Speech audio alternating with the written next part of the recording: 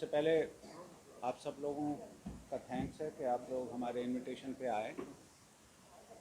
जम्मू कश्मीर की खेलों की दुनिया के लिए आज एक बहुत सुनहरा दिन है। एक बहुत देर से एक पेंडिंग इशू चला आ रहा था कि हम आउटस्टैंडिंग स्पोर्ट्स पर्सन के लिए क्या कर सकते हैं और क्या करना चाहिए। और 2014 से एक डिमांड चली आ रही थी और वो पेंडिंग पड़ी हुई थी कि हमें जो आउटस्टैंडिंग स्पोर्ट्स पर्सन हैं उनको सरकार की तरफ से कैसे फेलिसिटेट किया जाए, उनको कैसे रिकग्नाइज किया जाए। और उस सिलसिले में काफ़ी वक्त से सरकार में, यूटी सरकार में ये डेलिब्रेशंस चल रही थी। ऑनरेबल लेफ्टिनेंट गवर्नर साहब, जैसे आपको मालूम है, जेके स्पोर्ट्स काउंसिल के चेयरपर्सन हैं और मुझे भी ये एजाज़ हासिल है कि मैं उसका वाइस चेयरपर्सन हूँ। मैडम उसकी सेक्रेटरी हैं। तो हमारे जो principal secretary youth service and sports हैं, वो भी हम सब की तरफ से मिलजुल कर एक बहुत मेहनत करके कि हम किसी भी स्पोर्ट्स पर्सन को जो आउटस्टैंडिंग है, जिसकी अचीवमेंट्स अपने आप बोलती हैं, उसको हम किसी पिक एंड चूज़ पॉलिसी के ऊपर ना रख दें कि वो किसका दोस्त है, किसका रिश्तेदार है, किसका प्रोटेजी है, तो फिर उसको वो कुछ मिले। हमारी कोशिश ये थी कि स्पोर्ट्स पर्सन की जो अपनी काबिलियत है और जो उसकी अपनी अचीवमेंट हैं, वो अपने आप बोलें और किसी भी तरह की सिफारिश, किसी भी तरह का कोई भेदभाव किसी भी स्पोर्ट्स पर्सन के साथ ना किया जाए और उसको अपना ड्यू मिले। मुझे आज ये बताते हुए खुशी हो रही है कि एक बड़ी कड़ी मेहनत के बाद हर एक पहलू को सोच समझ के एक यूटी गवर्नमेंट के जनरल एडमिनिस्ट्रेशन डिपार्टमेंट ने हमारी जो उनको हमें भिजवाया गया स्पोर्ट्स काउंसिल की तरफ से, जिसको माननीय एलजी साहब ने अप्रूव किया, तो एक स्टैट्यूटरी आर्डर कल निकाला गया, जिसको हम स्टैट्यूटरी आर्डर नंबर 12 कहते हैं। ये स्टैट्यूटरी आर्डर, इसकी कापीज़ भी आपको मिल जाएंगी या अभी तक आपके पास पहुंच भी चुकी होंगी। इसमें स्पोर्ट्स पर्सन को हम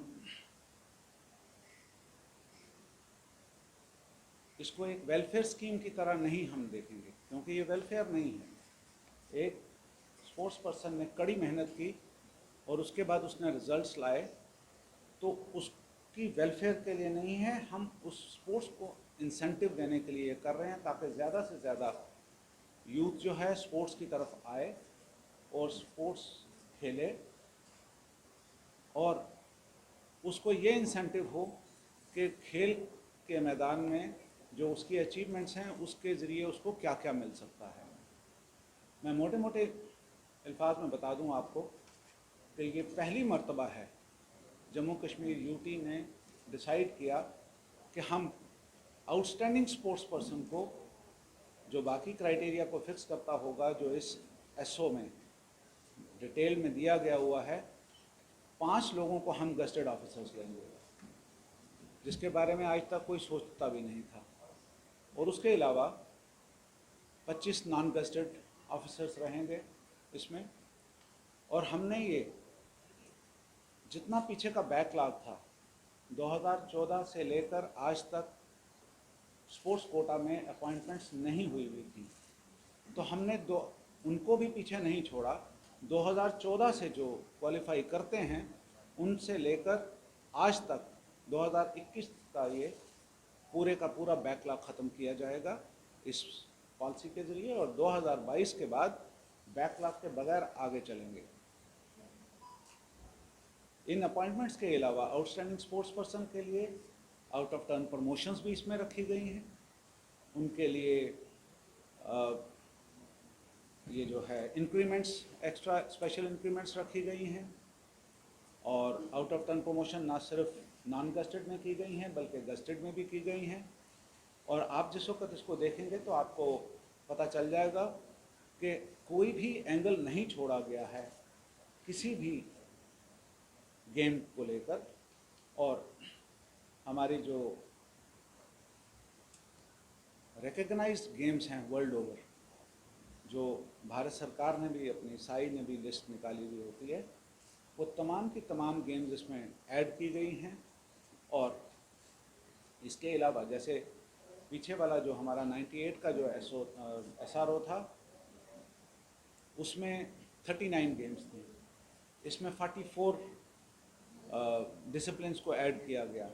और उसके अलावा भी जैसे जैसे आगे ये डायनेमिक प्रोसेस होता है, जो जो आगे भी आते जाएंगी, जो जो इंटरनेशनल लेवल पे और नेशनल लेवल पे या गवर्नमेंट ऑफ इंडिया के स्पोर्ट्स मिनिस्ट्री से जो रिकग्नाइज होती जाएंगी, उनको भी ऐड किया जाएगा।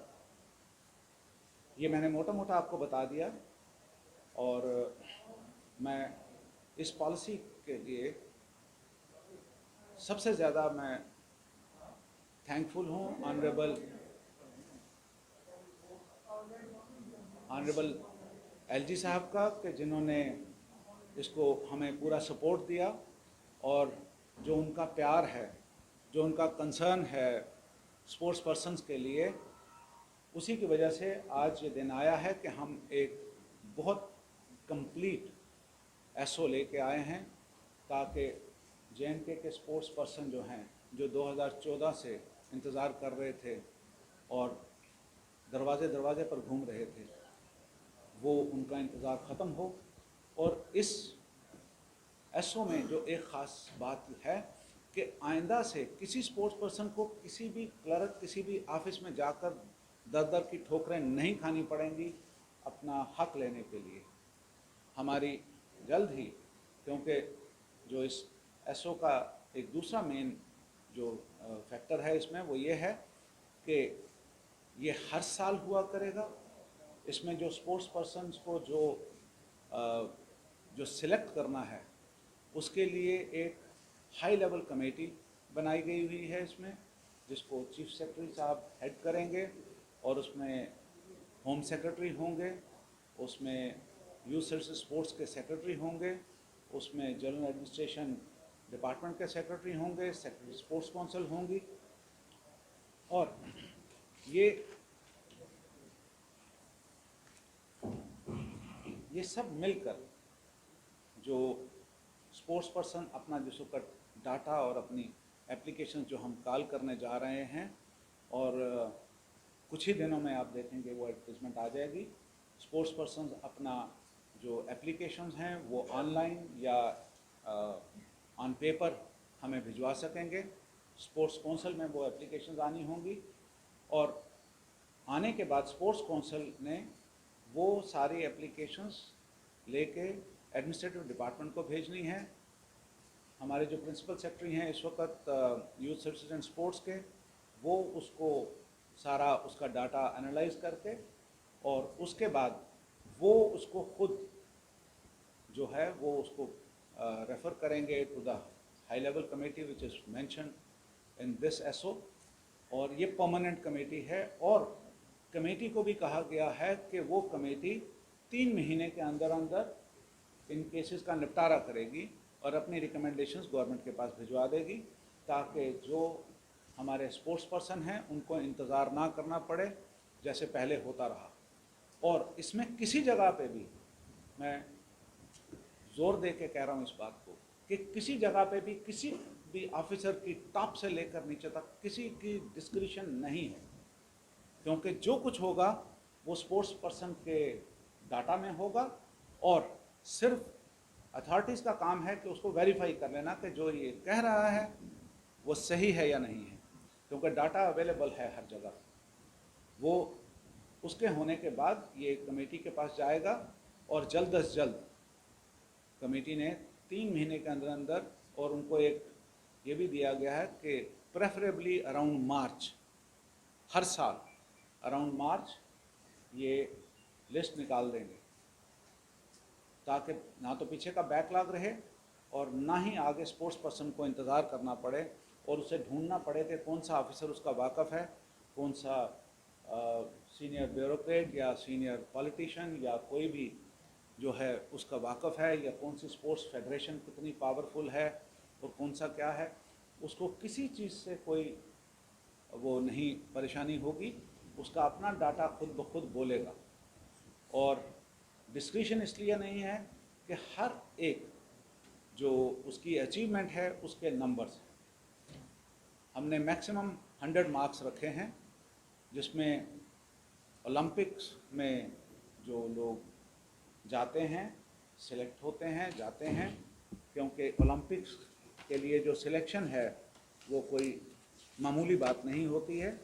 उसमें जाने के लिए जो उसको मार्क्स मिलते हैं, मैं थोड़ा सा आपकी नॉलेज के लिए बता दूं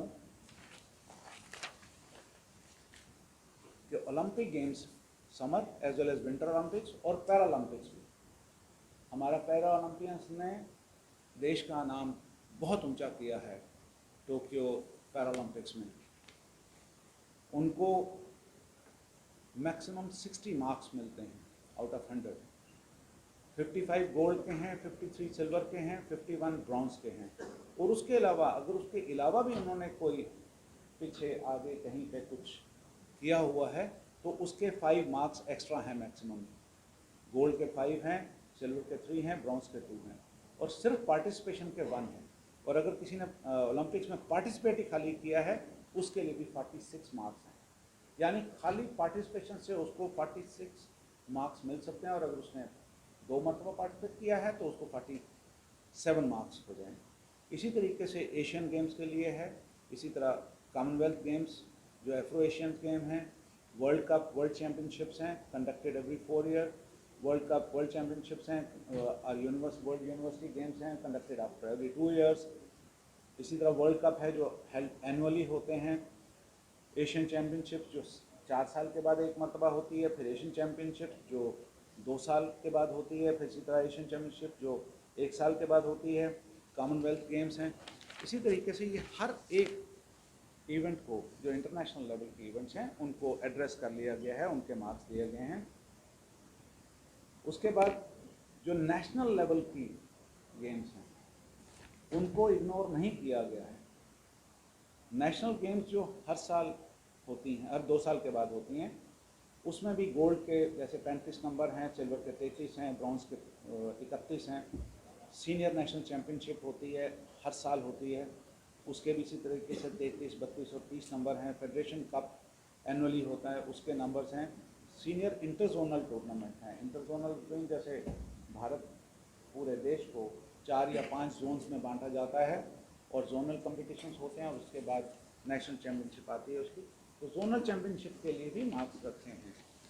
ये सब कुछ इसलिए किया गया है कि खिलाड़ियों को एक इंसेंटिव हासिल हो कि हम अगर मेहनत करते हैं अपने फील्ड में तो हम कहाँ तक पहुँच सकते हैं। और फिर उसके बाद जो गेम्स और इवेंट्स और डिसिप्लिन्स हैं वो भी 44 डिसिप्लिन्स बताए गए हैं। उस 44 डिसिप्लिन को अगर टेक्निकली देखा जाए तो वो 44 से बहुत ज़्यादा हो जाते हैं, क्योंकि जब खाली हम एथलेटिक्स की बात करते हैं तो आप जानते हैं कि एथलेटिक्स में कितने इवेंट आ जाते हैं। और इसमें जैसे बैडमिंटन है अगर, तो विमेन चैम्पियनशिप है, मेंस चैम्पियनशिप है, कोई भी स्विमिंग है, जितने भी ये गेम्स हैं, तो अगर 44 हम दे रहे हैं तो ये 44 नहीं रहते, ये बहुत ज़्यादा हो जाते हैं, ये 100 के करीब आ जाते हैं जब सारे डिसिप्लिन को हम देखते हैं। खाली अगर हम बात करें रोइंग की तो 10-12 डिसिप्लिन उसमें आ जाते हैं। हम खाली अगर बात करें जिम्नास्टिक्स की तो 10 के करीब उसमें डिसिप्लिन आ जाते हैं। तो यानी हर एक को, जो बच्चा, जो नौजवान, जो खिलाड़ी कहीं पे भी खेल रहा है, मेहनत कर रहा है, उसके लिए कितना बड़ा इंसेंटिव है।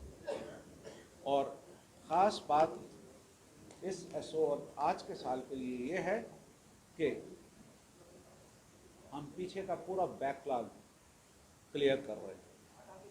अब इसमें एक इशू हम देख रहे थे कि सडनली कहीं पे कोई चैम्पियनशिप कभी कोई इंडोनेशिया में हो जाती है जिसका कहीं पे कोई पता नहीं है, खिलाड़ी आ जाता है हमारे पास 4 गोल्ड मेडल लेकर, 3 गोल्ड मेडल लेकर, और ये पता ही नहीं कि ये किस ऑर्गेनाइजेशन ने, किस फेडरेशन ने और किस ने ये ऑर्गेनाइज की, क्या वो इंटरनेशनली रिकग्नाइज है, क्या वो इंटरनेशनल ओलंपिक एसोसिएशन से रिकग्नाइज है या एशियन जो फेडरेशन बनी हुई है उसके साथ। तो उन लोगों के साथ जिस वक्त इनका मुकाबला आता था जेन्युइन स्पोर्ट्स पर्सनस का, जो जेन्युइन फेडरेशंस और एसोसिएशंस के ज़रिए गए हुए होते थे, तो इनके पास गोल्ड क्या, सिल्वर क्या, ब्रॉन्ज भी नहीं होता था और वहाँ से 4 गोल्ड मेडल लेकर कोई आ रहा है। और सडनली वो सारे का सारा जो सिस्टम था वो ऐसा बन जाता था कि जिसमें किसी को कभी तसर, जेन्युइन स्पोर्ट्स पर्सन हमेशा वहाँ पे मार खाते थे। तो अब ये रखा गया है कि वो वाली गेम्स होंगी रिकग्नाइज जिनको ये जो मिसाल के तौर पर मैं बता रहा हूँ, गेस्टेड सर्विसेज के लिए a sports person who has represented India in international games competitions, namely Olympic Games, Paralympic, World Cup, Asian Games, Commonwealth Games, international cricket matches जो मेन इंडिया टीम में खेलेंगे, World University Games, in any of the sports discipline which are mentioned in the annexure, जिसमें वो सारी games का जिक्र किया हुआ है। इसी तरीके से ये मैं गेस्टेड की बात कर रहा हूँ, a person who has won first, second or third position in international competitions, namely World Championship, Asian Championship, Commonwealth Championship, SAF Games Championships in any of the sports discipline mentioned in the annexure. Non-guested के लिए लेकिन ये जो policy है ये सिर्फ domiciles of Jammu Kashmir UT. Non gazetted के लिए sports person who has represented India in international games, जैसे पहले वाले का था। उसके बाद a person who has represented India in international competitions, namely World Championship, Asian Championships, Commonwealth Championship, etc. Third है a person who has won first, second or third position in the individual or team events in national games or senior national championship or federation cup or senior interzonal competition। यानी first time है कि national champions के लिए भी gazetted post available है, बशर्ते कि वो कितने मार्क्स लेता है उसमें। उसके बाद हमारा ये पीछे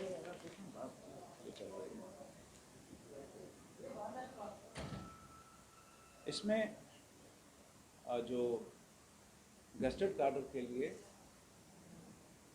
रखा गया हुआ है कि वो ग्रेजुएट होना चाहिए, कम से कम ग्रेजुएट होना चाहिए। लेकिन जो ओलंपिक खेलता है,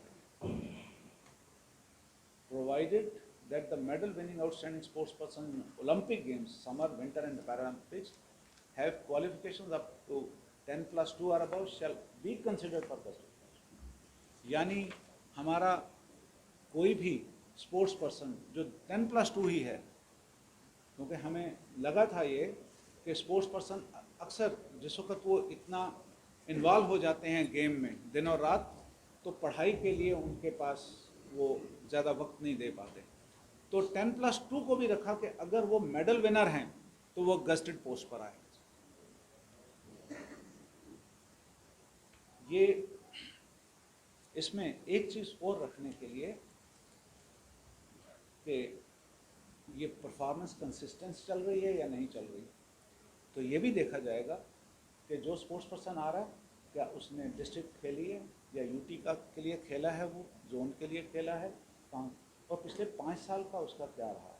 मिसाल के तौर पर अगर हम 2014 के जो स्पोर्ट्स पर्सन जिन्होंने अप्लाई किया हुआ है, हमने देखना है उनका कि पिछले 5 सालों में भी उनका क्या, यानी कि 2009 से लेकर 2014 तक उनका रिकॉर्ड क्या है। हो सकता है उसमें बहुत अच्छा रिकॉर्ड हो सकता है 2014 में उन्होंने ब्रॉन्ज लिया हो किसी में, लेकिन 2010 में या 11 में उन्होंने गोल्ड मेडल लिया हो, तो वो सारे जो हैं वो ऐड होंगे उसके लिए। तो किसी को डिनाई नहीं होगा। किसी वक्त ये होता है कि आज प्लेयर गया, आज वो कोई मेडल नहीं ले पाया, लेकिन पीछे वाली चैम्पियनशिप में उसने गोल्ड लिया हुआ है या सिल्वर लिया हुआ है, तो वो पिछले 5 साल में उसकी, ताकि कंसिस्टेंसी उसकी देखी जाए कि ये स्पोर्ट्स पर्सन जो है वो कितना कंसिस्टेंट रहा है और इसको कोई डिनाई तो नहीं हो रहा इसकी कोई अचीवमेंट। यानी हम सिर्फ अगर 2014 का ही उसका रिकॉर्ड देखते रहें तो शायद उसमें ज़्यादा मार्क्स उसको ना मिल रहे हैं, लेकिन 2012 में शायद उसके मार्क्स ज़्यादा आ रहे हैं, तो वो 5 साल का जो कंसिडरेशन जोन है वो बनाया गया। This is again A special feature in this policy. और ये सारा जो मैंने पहले ही बताया, ये हम स्पोर्ट्स को इंसेंटिवाइज करने के लिए कर रहे हैं, क्योंकि पूरे जम्मू कश्मीर में जैसे आप देख रहे हैं कि दिन ब दिन यहाँ पे स्पोर्ट्स का इंफ्रास्ट्रक्चर बहुत ज़्यादा बढ़ाया जा रहा है। हमारे करीबन हर एक ज़िला में कम से कम एक तो इंडोर स्टेडियम, एक ज़िला में एक नहीं, दो नहीं, कई स्टेडियम्स हैं, आउटडोर स्टेडियम। और फिर state of the art stadiums बनाने की कोशिश बन चुके हुए हैं, कई बिल्कुल तैयार हैं इनागुरेट होने के लिए। एक ज़माना था कि हमारे पास हॉकी में सिर्फ एक एस्ट्रोटर्फ होती थी, 35-40 साल तक हम उसी फटी पुरानी टर्फ के ऊपर अपने खिलाड़ियों को खिलाते रहे। आज 5 एस्ट्रोटर्फ तैयार हैं और बनने जा रहे हैं। तो ये सारी चीज़ें जो हैं, ये स्पोर्ट्स पर्सन के लिए। फुटबॉल खेलना है तो बारिश की वजह से मैच कैंसिल हो गया, अब मैचेस कैंसिल नहीं होंगे। कश्मीर में ऑलरेडी आर्टिफिशियल टर्फ के ऊपर मैचेस खेले जा रहे हैं। जम्मू में हमारे परेड ग्राउंड में जो फुटबॉल स्टेडियम बन रहा है, मार्च एंडिंग तक या ज़्यादा से ज़्यादा अप्रैल तक वो आर्टिफिशियल टर्फ के साथ पूरा साल, चाहे बरसात होगी कुछ भी होगा, मैचेस खेले जा सकते हैं। जैसे कश्मीर में पिछले साल बर्फ़ पड़ रही थी और वो कौन से लीग के मैचेस चल रहे थे जिसमें, हाँ, IFA शील्ड के मैचेस चल रहे थे वहाँ पर। तो ये मैं आपसे शेयर करना चाहता था, ये अच्छी न्यूज़। और आपके ज़रिए मैं मैसेज भी देना चाहता हूँ जितने भी हमारे बडिंग स्पोर्ट्स पर्सन हैं कि आओ और खेलो। और खेलो इंडिया का जो हमारे आदरणीय प्रधानमंत्री जी ने जो एक नारा दिया हुआ है, और ये भी बताया है कि आगे आने वाले ओलंपिक्स में, इंडिविजुअल स्पोर्ट्स में, इंडिविजुअल इवेंट्स में, टीम इवेंट्स में, हर जगह पे हम पोडियम फिनिश की बात करें। तो जम्मू कश्मीर के जो हमारे बडिंग स्टार्स हैं स्पोर्ट्स के, ऑलरेडी उनके पास बहुत सारे आइकॉन्स हैं। उनको देखते हुए वो आगे बढ़ेंगे और उन्हें ये इंसेंटिव भी होगा कि हम कहाँ तक पहुँच सकते हैं। मिसाल के तौर पर अगर गस्टेड काडर में एक ऑफिसर आता है तो उसके लिए फर्दर अपने जो अचीवमेंट्स हैं उनको कंटिन्यू करने के लिए ये इंसेंटिव है कि उसको एक आउट ऑफ टर्न प्रमोशन भी दी जा सकती है। बात मिसाल के तौर पर इस साल अगर वो भर्ती हुआ है और साल के बाद नेक्स्ट ईयर या उसके नेक्स्ट ईयर उसने फिर कोई अचीवमेंट बहुत बड़ी की है अपने फील्ड में, तो उसे आउट ऑफ टर्न प्रमोशन भी दी जा सकती है। और जहाँ तक ताल्लुक है नॉन गस्टेड में, वहाँ पे उसके कैरियर में उसको 2 आउट ऑफ टर्न प्रमोशंस मिल सकती हैं। और उसके साथ साथ एक्स्ट्रा इंक्रीमेंट्स जो यहाँ से बच गए, वहाँ से बच गए, या इसके बीच में भी हैं, या इस पॉलिसी के तहत वो भर्ती नहीं हुए, उनके लिए इंक्रीमेंट्स हैं जो पूरे सर्विस में 5 इंक्रीमेंट्स भी उसको स्पेशल इंक्रीमेंट्स दी जा सकती हैं। ये मोटी मोटी चीज़ें थी जो इस पॉलिसी में मैंने आपको बताई। और इस पॉलिसी के निकलने के बाद मुझे यकीन है कि हमारे स्पोर्ट्स पर्सन जल्द ही ना सिर्फ भारतवर्ष में डिफरेंट फील्ड में, चैम्पियनशिप्स में, इवेंट्स में, बल्कि वर्ल्ड स्टेज के ऊपर वो मेडल्स लेकर आएंगे और अपनी यूटी का और अपने देश का नाम रोशन करेंगे। Thank you.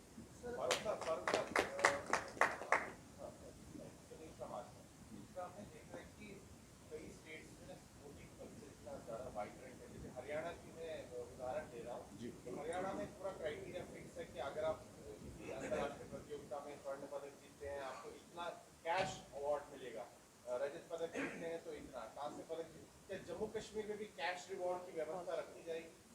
मैंने जानबूझ के उसके ऊपर बात नहीं की क्योंकि वो डिफरेंट, ये जो एसओ है ये सिर्फ स्पोर्ट्स पर्सन के करियर के लिए है, कैश के लिए नहीं था। लेकिन जल्द ही हमारे एक और हम ऐलान करेंगे और उसमें ये जो आपका क्वेश्चन है this would be address. Sir एक सवाल जेके जम्मू कश्मीर स्पोर्ट्स पर्सन के लिए बड़े खुशखबरी की बात है, पर मेरा एक सवाल है ग्रामीण क्षेत्र के जितने भी हमारे स्पोर्ट्समैन रहते हैं, चाहे वो आरसपुरा की बात कर लें, चाहे मठ क्षेत्र की बात कर लें, गुरु की बात कर लें, वहाँ स्टेडियम्स बन के तैयार हो चुके हैं, पर कहीं ना कहीं वहाँ पर कोचेस नहीं है, तो वो लोग कहाँ कैसे निकल के आ गया? देखिए, आपने बड़ा इंपॉर्टेंट क्वेश्चन किया। अंडा पहले आए या मुर्गी पहले आए? हमारे पास इंफ्रास्ट्रक्चर नहीं था, हम कोचेस को लाते तो वो कहाँ धान के खेत में खिलाते लोग। तो इंफ्रास्ट्रक्चर बनाना ज़रूरी था और करोड़ों रुपया खर्च करके वो इंफ्रास्ट्रक्चर तैयार किया। इस वक्त कोचेस का सिलसिला चल रहा है। आप जल्दी देखेंगे कि जो ये आपकी शिकायत है, ये शिकायत ही नहीं है, ये एक ऑब्जर्वेशन है जो हर तरफ से हमें आ रही है। लेकिन हमारा ये है कि उसी पॉलिसी के तहत हमारे कोचेस का जो सिलेक्शन है वो प्रोसीजर स्टार्ट होने जा रहा है। जल्दी आप उसमें भी एड्स देखना शुरू कर देंगे और हम जब सिर्फ कोचेस को सिलेक्ट करके लगाएंगे नहीं, बल्कि हम कुछ आउटस्टैंडिंग स्पोर्ट्स पर्सन्स को कोचिंग की डिग्रीज लेने के लिए, सर्टिफिकेट डिप्लोमास लेने के लिए भी भिजवा रहे हैं। सर भारत सरकार ने पिछले सालों में एक अच्छा फोकस दिया है खेलों की तरफ, जिसका नतीजा जो है वो टोक्यो ओलंपिक में भी देखने को मिला। सर उसी तरह क्या आप मानते हैं कि जम्मू कश्मीर में अभी जो है खेलों की बेहतरी के लिए बहुत ज़्यादा कुछ करने की ज़रूरत है? देखिए, जिसको कहते हैं ना कि well begun is half done, हमारे पास बहुत कुछ करने को था जम्मू कश्मीर में। कुछ भी करने के लिए, आप फुटबॉल खेलने जाते हैं तो आपको एक ग्राउंड चाहिए, आपको वहाँ पे पोल्स लगे हुए होने चाहिए, नेट होना चाहिए और फिर फुटबॉल होना चाहिए। हमारे पास इस फैसिलिटीज़ ही नहीं थी कि खेलने को। तो हम चाह रहे थे कि सब कुछ खेलें, लेकिन था क्या खेलने के लिए? बारिश पड़ रही है तो आप इंडोर गेम नहीं खेल सकते। इंडोर गेम खेलने का कोई सिलसिला ही नहीं था बना हुआ। आज की डेट में हमने जिसको देखना शुरू किया, हमारे जिम्नास्टिक्स में बच्चे और बच्चियां बेहतरीन काम कर रहे हैं, तो हमने एक इंडोर स्टेडियम को डेडिकेट कर दिया फॉर जिम्नास्टिक्स। अभी वहाँ पे इस वक्त नेशनल गेम्स हुई हैं और वो इंटरनेशनल लेवल का वो इंडोर स्टेडियम बना है।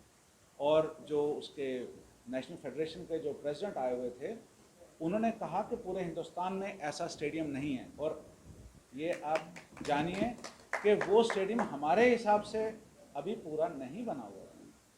उसमें साउंड प्रूफिंग जो थी, क्योंकि जिम्नास्टिक्स में बहुत सारी इवेंट्स ऐसी हैं जिसमें म्यूज़िक के साथ उनको अपना वो गेम खेलनी होती है, तो वो हमारा साउंड सिस्टम जो था वो 100% परफेक्ट नहीं था।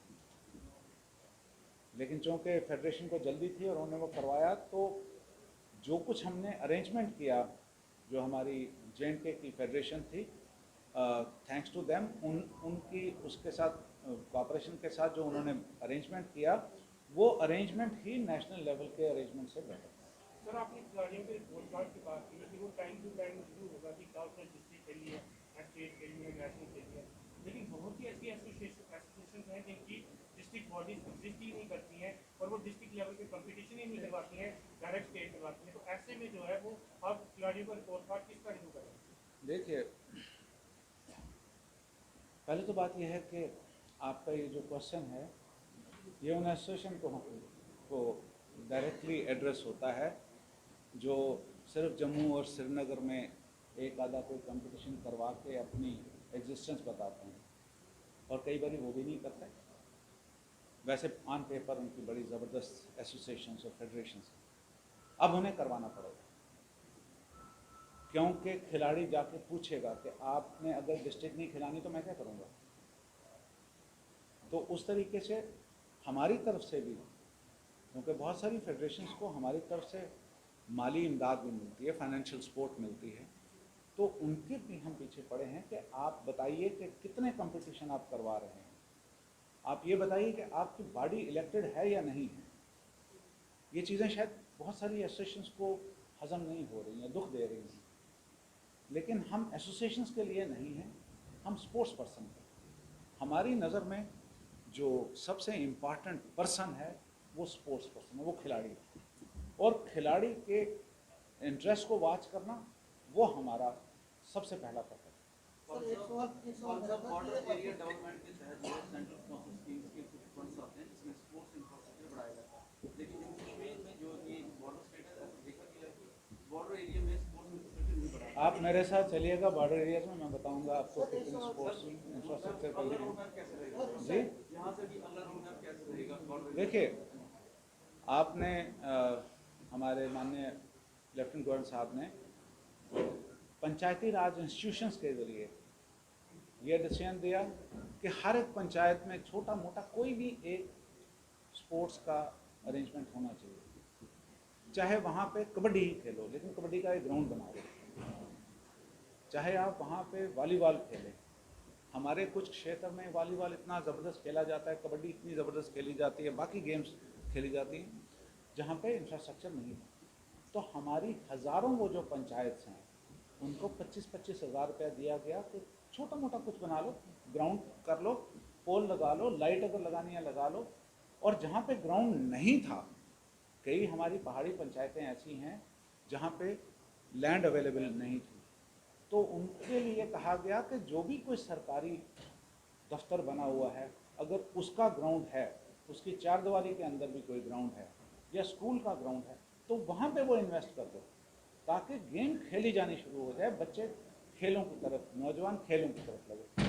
बॉर्डर एरिया डेवलपमेंट में भी इसी तरह की स्कीम्स हैं और हमारी कोशिश ये है कि स्पोर्ट्स का जो इंफ्रास्ट्रक्चर है वो लास्ट मैन तक पहुँचे, कहीं पे भी वो रह रहा हो, चाहे वो जम्मू सिटी में रह रहा है या वो किश्तवाड़ में पार्डर पर बैठा है।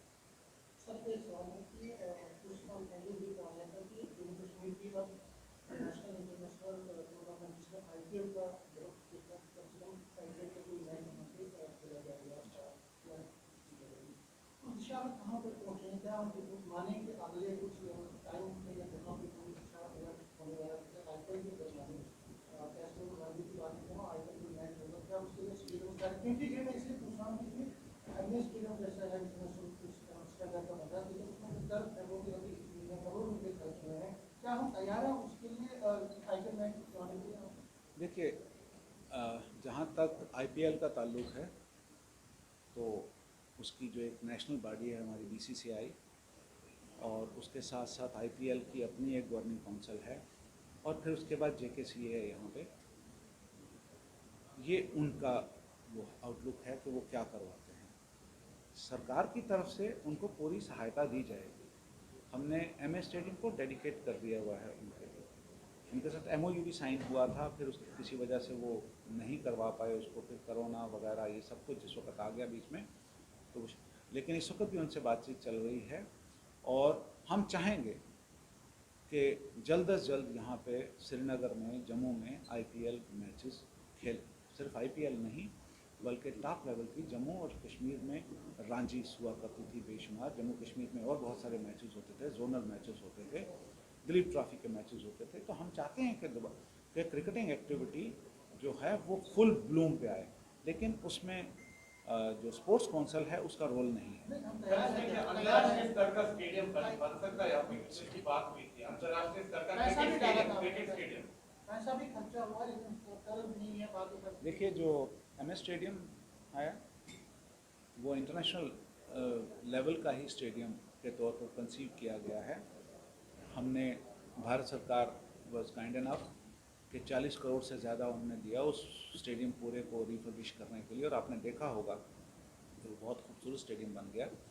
उसकी टर्फ वगैरह के बारे में जो बातचीत है उसमें जेकेसीए ने कॉल लेनी है कि टर्फ को कैसे किया जाए, क्या किया जाए, बिकॉज उसमें हमारा रोल नहीं है, हमारा रोल इंफ्रास्ट्रक्चर बाकी बनाने पर था।